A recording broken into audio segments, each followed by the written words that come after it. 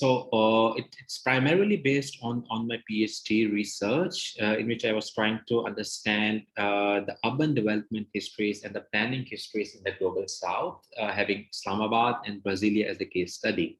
So while working on that, I also find like a very interesting domain, that how development as such, as a concept and as a model that is to be implemented in Pakistan as a form of aspiration, that comes down to the country through different actors, through different professionals, and through different economic and social measures.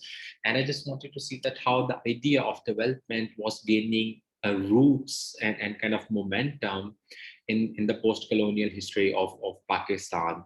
So that was more like a tangent to what Islamabad is all about. So in that sense, I would be focusing again on Islamabad, and I'll try to understand the history of development and the nature of development in Pakistan. So to begin with, I should give you a very brief introduction about the development as such, when we're talking about the international development, or as we know it as a form of practice and as a form of rationality that has been exported and that has been taken into account by almost all of the countries all over the globe. It has a lot to do with the decolonization of the post-World War II time period, in which we do have the major this ideological conflict between, for example, the US ideologies and the USSR, in which it was more like this Russian bloc, or you can say this communist bloc or the capitalist bloc. So it was at that time when the development as a global project, development as an embodiment of scientific rationality, as a modernity, and as a viable and practical and scientific route to reorder the globe, to reorder the societies for the betterment, of course, was taken more like a universal religion. And all of this universality that comes with the development, this one jacket that fits every society all over the globe, was primarily aimed at homogenization of the diversity of the globe.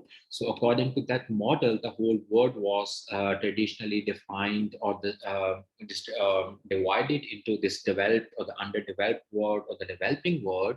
The key idea is that following these particular models, for example, following the ideas of urbanization, following the ideas of industrialization, following the ideas of agricultural revolution or the mechanization of the agricultural processes, can lead all of these countries equally towards the road to development. They all can make progress towards one settled objective, and that one settled objective of developed nation was primarily defined and understood based on the experiences of the global north countries, or the highly capitalist world, so to speak, who were at that time leading these debates on urbanization, both discursively and materially. They were the leading, models when it comes to industrialization, when it comes to the market economy and all of these rationalities. It was in this particular time when we could see the unprecedented role of these international organizations like IMF, the World Bank, or the Ford Foundation, the guys who are like really working both discursively and materially to export that idea of development, export that faith in the capacity of development that would transform the whole societies, that would transform billions of people around the globe. And they were not working just because they did have a lot of money, so to speak. They could fund so many projects, but also that funding came along with kind of technocrats that were also exported through the developed world. For example, this import substitution industrialization in all of the Latin America, that was sponsored pretty much by this IMF and the World Bank guys. That was pretty much premised on the findings of that classical business school or the Harvard advisory groups or these kind of consulting firms. So is the case with Pakistan. I mean, the whole idea of urban resettlement, urban replanning, the whole idea of economic regeneration, economic master planning, the 5-year plans of the economy, they all were funded, they all were provided this support from these organizations, not only materially, but also they were providing these states with, with the individuals who believed to be like technocrats, who are believed to be very apolitical and scientific persons who could really translate all of these ideas into an attainable reality into the global South. For example, the chief architect of Islamabad, Howard this Doxiadis, he was a Greek, but he was also a member of Howard Advisory Group. And Howard Advisory Group was not only concerned with the urban redevelopment of Pakistan, they were also helping the government of Pakistan to make first 5-year plan for the economy, for the economic regeneration. They were guiding the industrialization processes here. So it's the case with Ford Foundation. They were providing both financial and individual resources to train the politicians here, to train the bureaucrats into this idiom of development, into whatever they believe in development. So they were working like a web.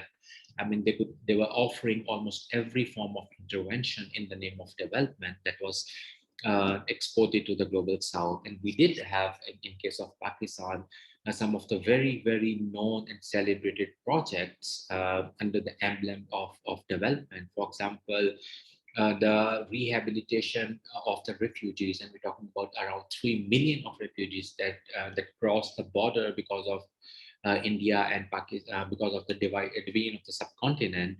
So it was an acute housing crisis there. So they funded this project. We call it like a Karachi Korangi project, because that was aimed at the massive housing provision for the refugees there.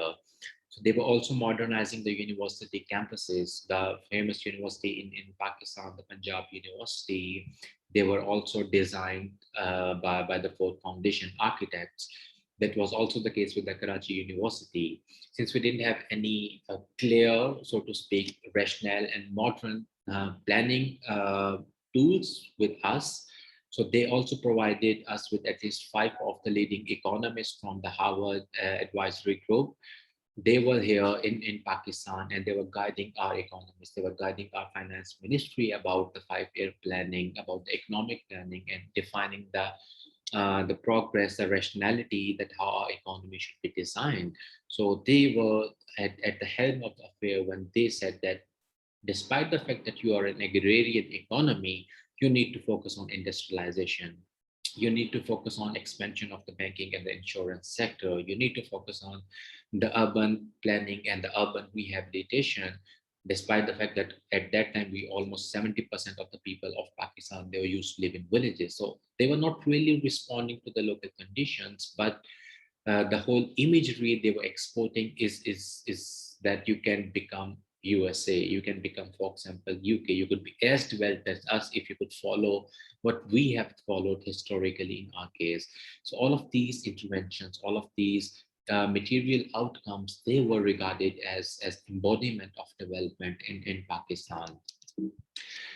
So this idea and the way it was introduced in Pakistan, what I could find and what I believed in, that was more like a discursive set of practices. It was just not about an apolitical program that was given to the emerging economies or the societies like Pakistan, but deep down that was a whole political exercise in which the dominance, in which these hierarchies of the global north and the south, in which the hierarchies of the industrialized country and the less industrialized or the agrarian economies were more like institutionalized. They were giving a new kind of rationality and new vocabulary so as to sustain these kind of asymmetrical relationship on the global level. If you could see, for example, the two men's speech, and it's very interesting excerpt from his speech, and it was his presidential speech, by the way. He believed that we must embark on a bold new program for making the benefits of our scientific advances and industrial progress available for the improvement and growth of underdeveloped areas. So the old imperialism was criticizing partially the European colonial histories there has no plans in our future. What we believe in is a program of development, and that program is based on the concept of democratic fair dealing. That was based on the concepts of the scientific advances. That was concept of the industrial progress. So see, before that, there was no understanding of the developed or underdeveloped world to that extent. But now, with just his one speech, he divided the globe into two spheres, and that division was the developed world and the underdeveloped world. So taking these insights into account, I strongly believe and I could find that the development was emerges most as a set of discourse, most as a set of belief that we need to have if we want to be at power with the changing world. If we want to be at power with the new hierarchies that are emerging on the globe. Taking, of course, US as the leader of that apparently new democratic world. So this whole idea of development infused with this scientific rationality, infused with this kind of automatic mode that will transform the society, was more like an attempt to reorder the globe. And the development is the key word here that is constructing all of this imagery. So it is not about the performative actions here that you need to do this and this and this to transform your conditions. For example, you need new housing to take care of your refugees. You need new planning to take care of your economy. It was more like a discourse, and discourse, that means it's more like a Foucauldian sense, because now you need not only to do certain actions need to be performed, but also you need to create new identities. You need to create new epistemologies through different discursive and non-discursive material, because you are constructing a new truth here. You are constructing new values that ought to take a form of religion, for example. Even today, it's almost impossible for any one of us to deny development outrightly, because it's such a powerful imagery, it's such a powerful belief system that we don't find it as an intervention in certain form of infrastructure, but we do believe is as a form of religion in which it is almost impossible, or at least not easy to criticize or to highlight certain kind of discrepancies or the political ambitions that is serving few at the cost of others.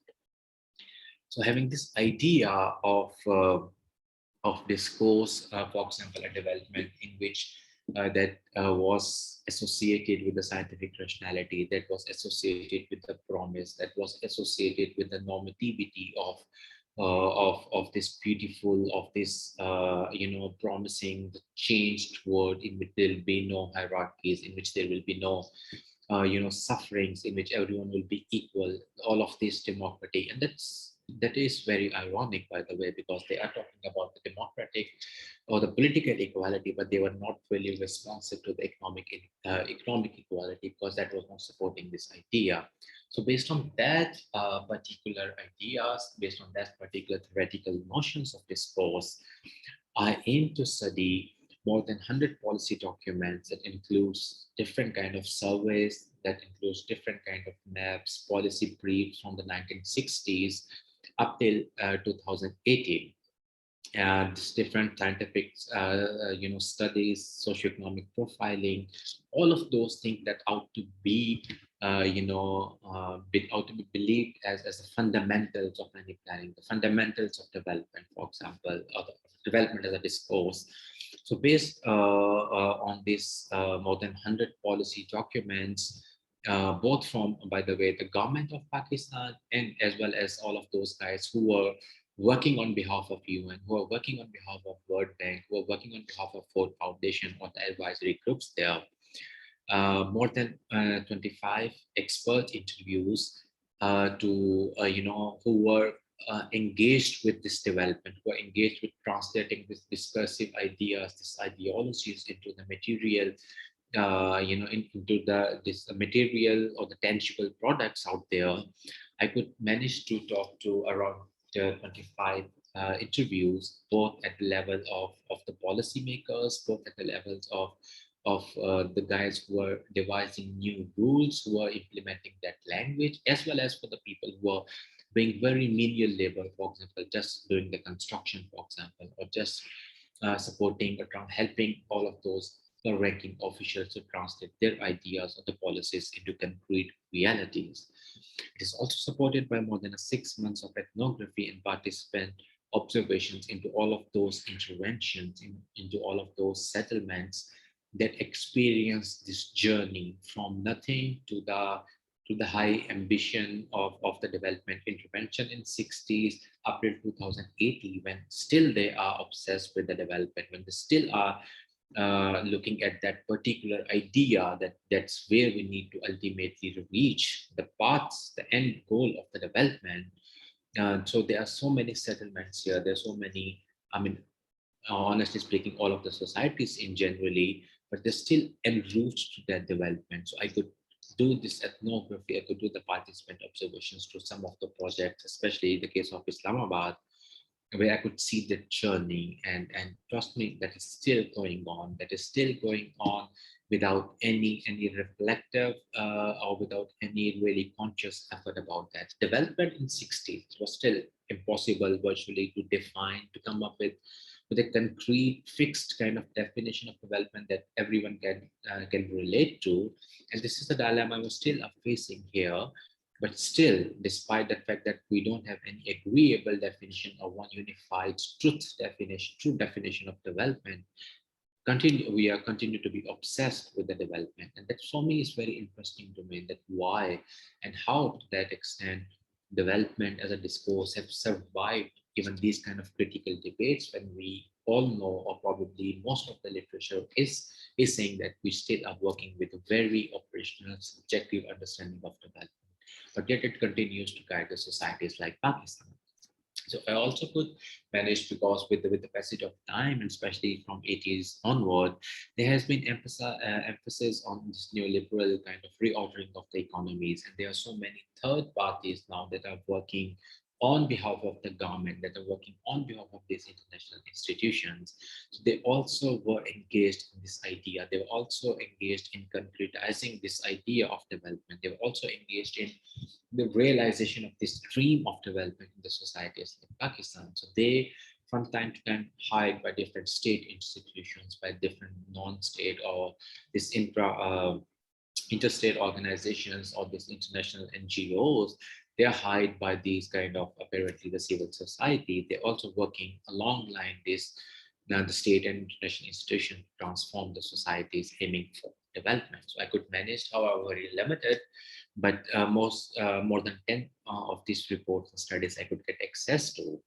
So based on these, data set, and having that theoretical understanding of the Foucauldian insights on the development, I could see that the development was constructed, development was communicated, development was personified in societies like Pakistan, where we did have entirely different vision of transformation, where we did have entirely different vision, for example, of happiness, where we did have entirely different vision of our future plan, for example. We were not, as so to speak, that consumerists, we're not obsessed with the consumerism, as I believe most of the societies were not. Gradually, they were transforming, right? And that transforming was partially because of the development that is equally an economic ideology in liberating the markets, in privatizing the firms, in introducing this industrial or the uninterrupted flow of capital across the border.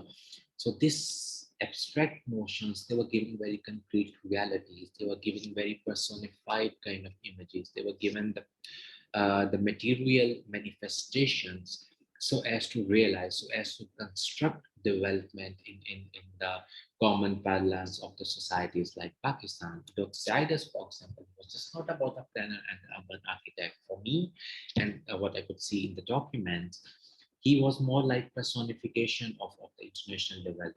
He was such an acclaimed kind of, or the celebrated kind of development actor in the 60s, that he was working in more than 22 countries of the global south, ranging from Africa to Asia and to Latin America. He was given a project that was considered, by the way, in most of the urban regeneration plans and the economic planning of the Brazil as well.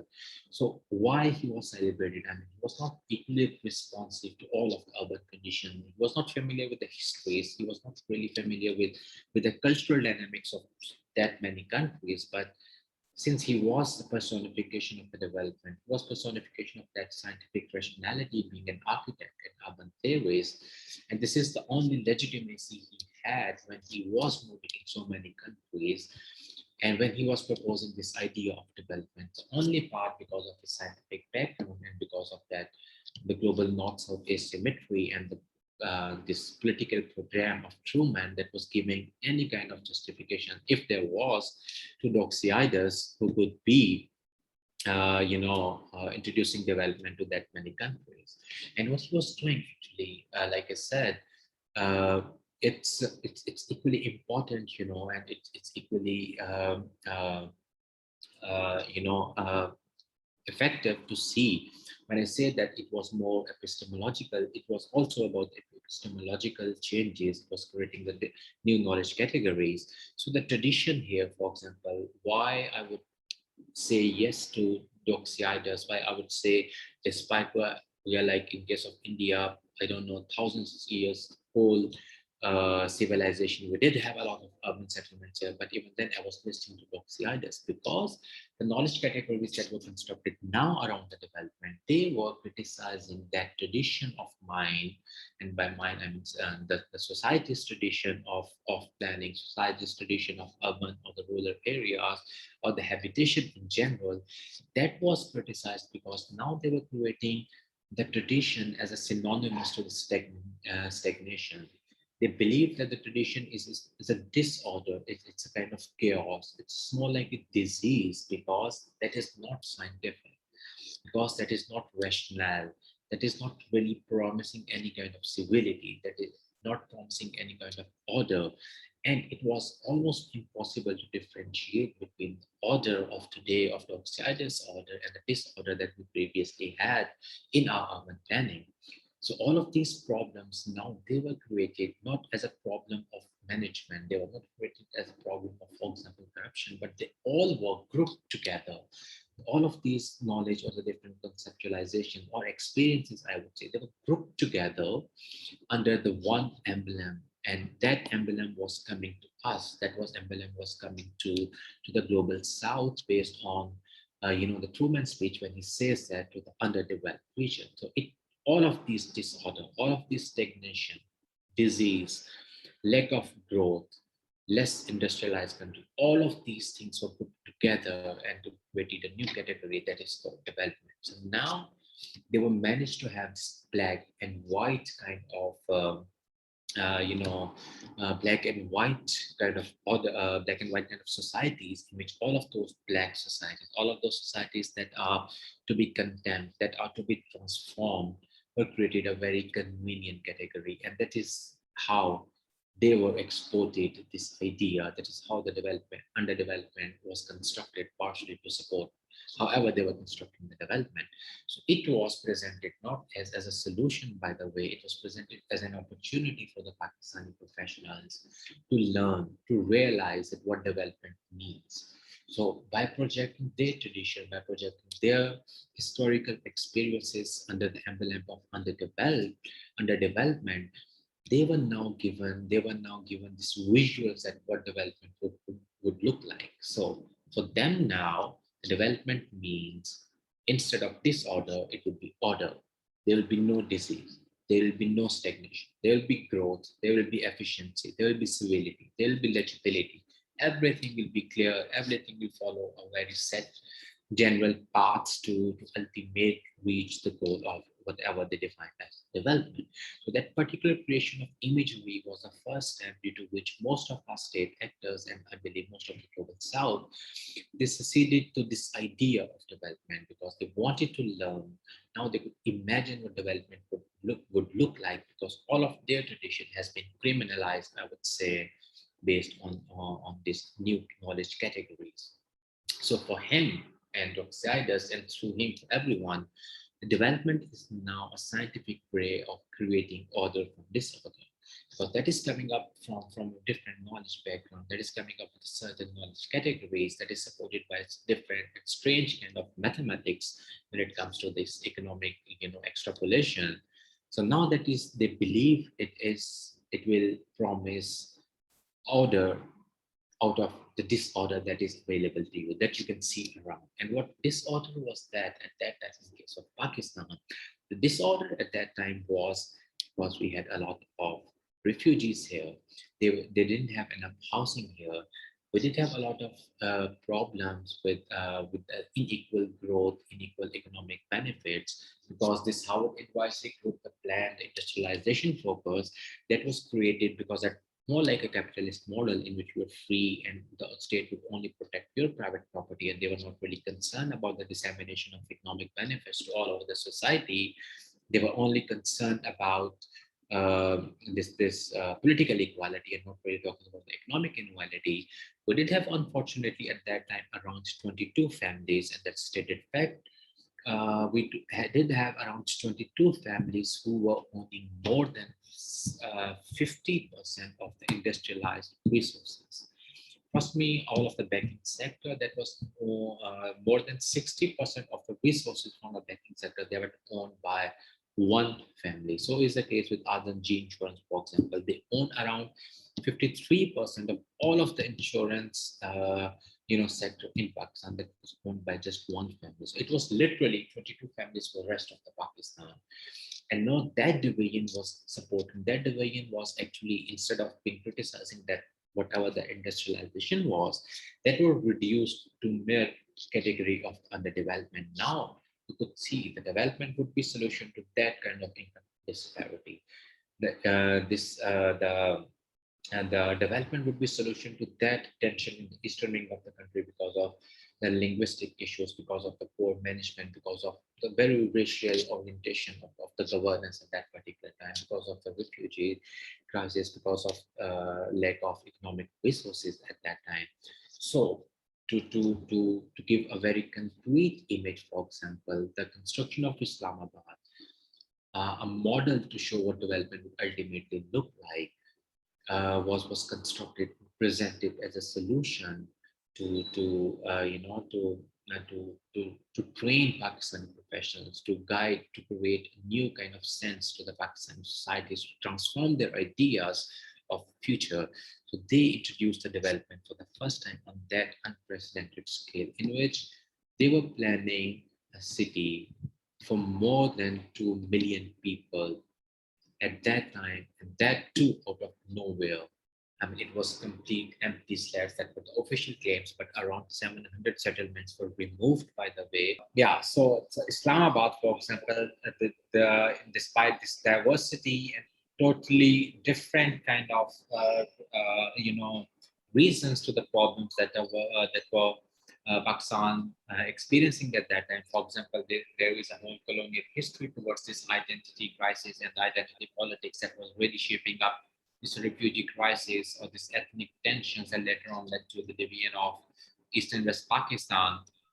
But all of these things, they were oversimplified as underdevelopment, to which Islamabad was a solution. I mean, look at the justification that Doxiadis was providing, and the way his development project was presented to the wider nation, that Pakistan needed a new capital for many reasons, and for all of those reasons, the most overriding one, it needs a new symbol for its dependence.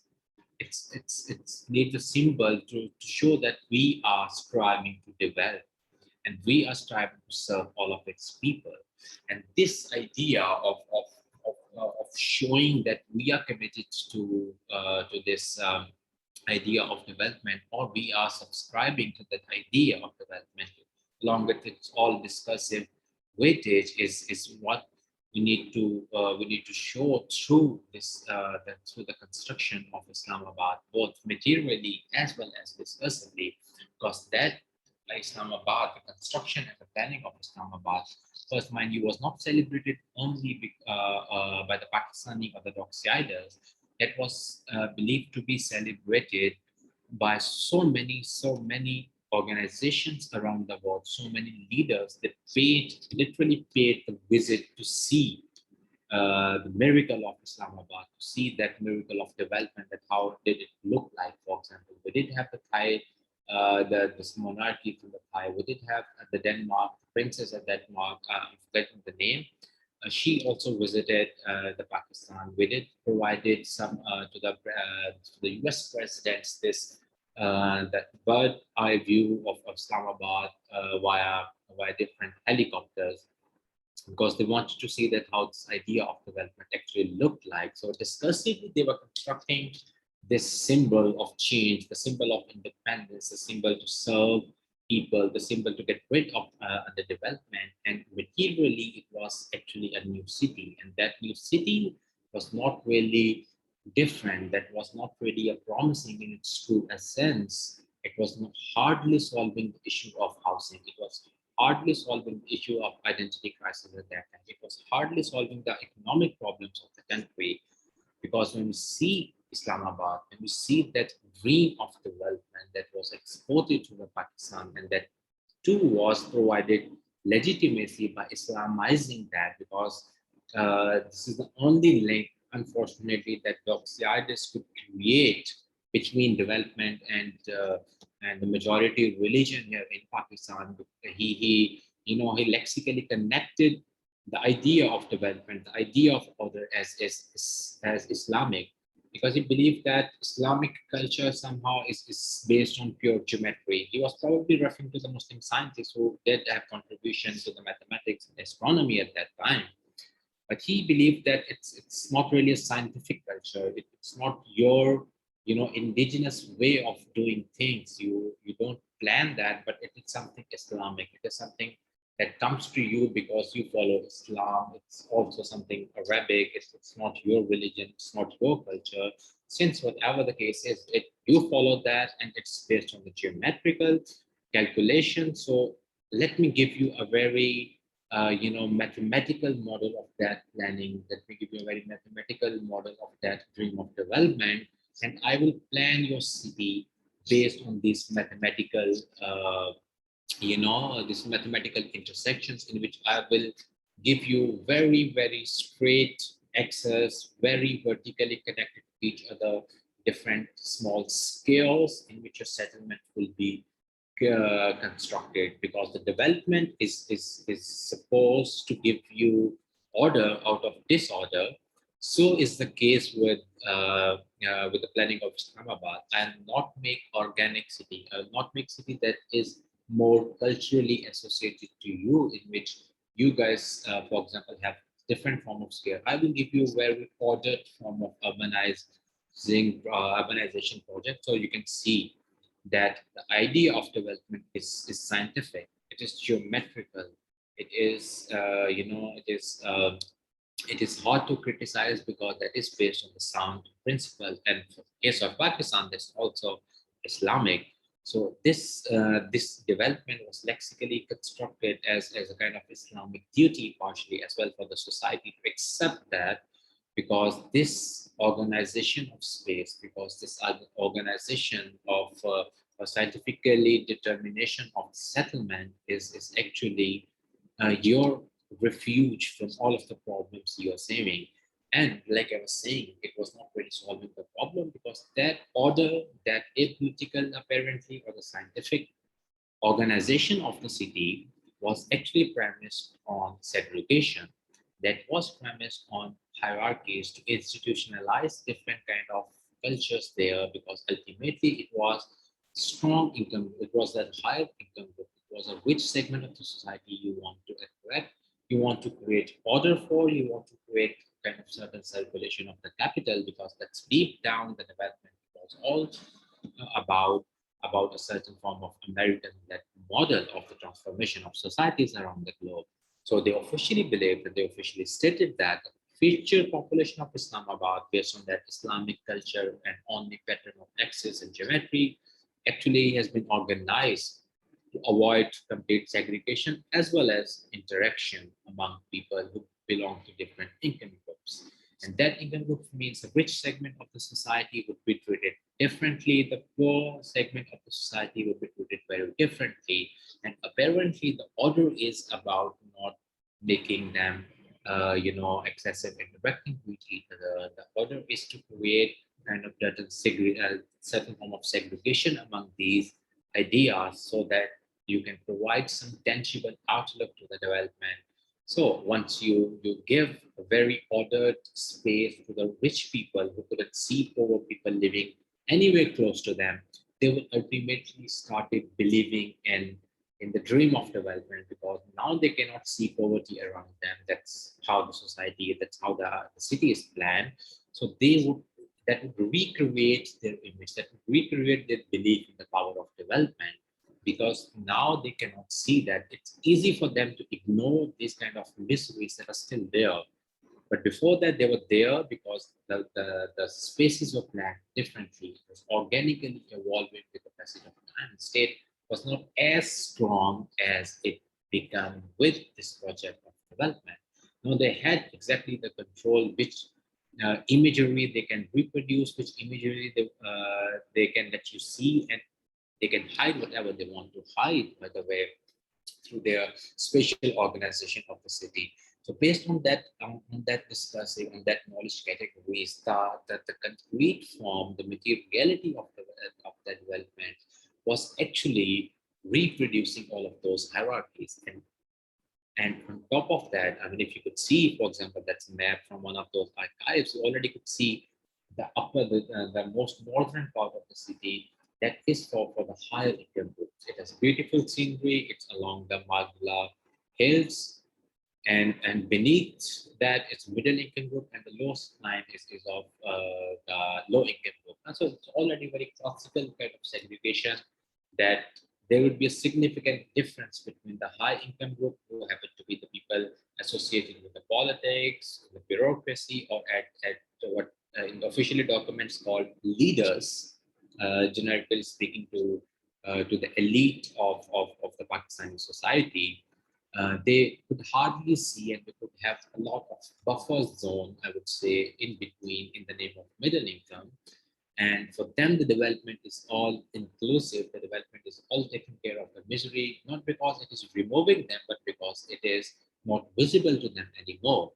And this kind of materiality, once ensured, it is actually reproducing the same idea of the colonial planning, the same idea of the colonial hierarchies, in which instead of the high income group, they used to be the posh areas for the white ruling class at that time. So, if you could see, for example, the dream of construction, the construction of the dream of development in case of Pakistan, at least the case of Islamabad shows that the whole project was constructed, number one, as a political program, as a program of neutrality and scientific rationality, which of course is not true, but that's how it is surviving. It is actually based on the construction of new knowledge categories. It is the construction of new normal. It is the construction of new imageries that was constructed discursively by associating different form of historical experiences under the new labels that comes with the development as a discourse. For example, they are not planned. They are chaotic. They are disordered. They don't have any efficiency. They are not working well. All of this vocabulary, by the way, is coming from that Foucauldian economic era. You know, everything should be rational. Everything needs to be organized in a way that it adds to your productivity ultimately.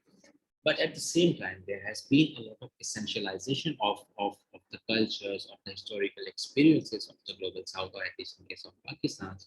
That essentialization is actually hinting at the normativity, at the normative values. And its development is something that you cannot contest. The development is something that you need to strive for. The development is something that you need to aspire.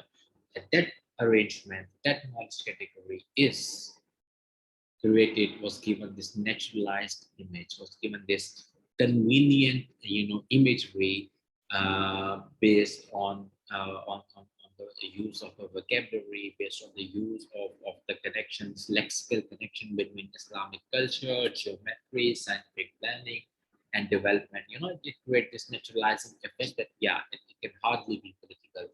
But they were completely underplaying the other parts when they were coming in the development. And on top of it, the fluidity they wanted to construct, and they wanted to materially transcribe it in the society of Pakistan. That fluidity was for the development itself, for the development as a concept, because they were planning a new capital city for the elite and for the ruling segment of the society primarily, or for the administrative function, to be very neutral and to be fair with them. They was doing it for the administrative machinery, but they were projecting it as a solution to the refugee crisis. I mean, I could hardly see any link there. That was a problem for the linguistic diversity of the society. I could hardly see any link between creating an administrative capital city and the linguistic of the identity politics there.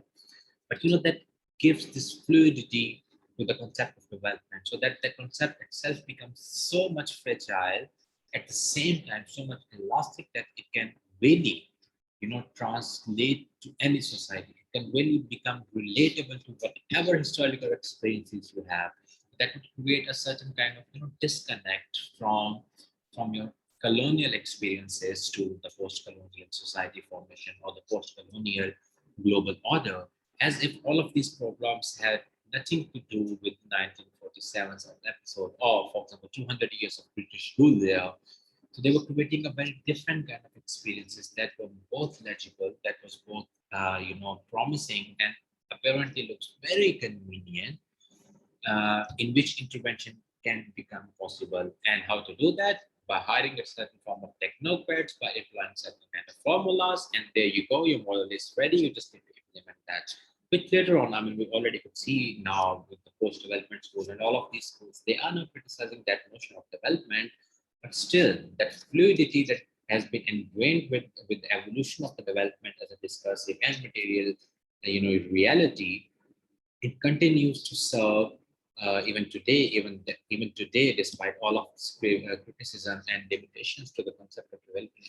We hardly are talking about dismantling this idea as such. We're hardly about talking about getting rid of this obsession of ours by to use development. At least, yeah, not we don't even recognize it as a professional gimmick anymore, because now for me, it appears to be more like an adjective. If you want to justify intervene in anything, you just add development to that particular, and it will loses its meaning. At the same time, it will create kind of legitimacy. I'm working on, for example, women development. I'm working on school development, road development. I'm working on infrastructure development.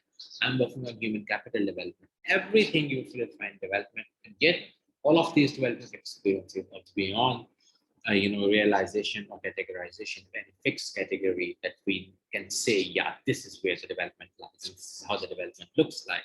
So it's the case of the global north, by the way, that's from where this idea is coming.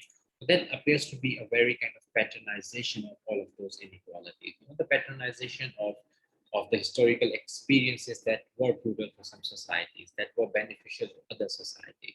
So this hierarchy, it was not really empowering, so to speak. One of the interventions that we do in the name of development, it is not really empowering, it's not really fulfilling the purpose, but it's making societies like Pakistan into a perpetual limbo in which we still continue to look up towards the North, or the American, or this international developmentalism, or the actors of international development, to guide us to our way to development. And I mean, to discursively reproducing the categories that they are produced, they have produced, and they continue to produce in every possible intervention, whether it is coming in from the economic perspective or from any societal perspectives. So I was just thinking that if we could see the relationship here between the development and the colonialism, and this is a question I still am, I still am thinking about most of the times, is that how do I see that? I mean, is it something, as Roman was saying, it is it signifies a demise of colonialism, or it's more like a resurrection? Now, instead of European, it's more about the US Americans that are doing the path. Is it really a resurrection of that whole idea of intervention in society? Or it is really, to some extent, or to whatever extent, is liberating us from that experiences of colonial horrors that still are implicating in the post-colonial nation building. And we do have a lot of literature that says the post-coloniality is partially because of the colonial experiences, and not really because of lack of planning or what development would employ, lack of enough technical expertise there. So maybe this is something like food for thought. And afterwards, I would just conclude here. Thank you very much.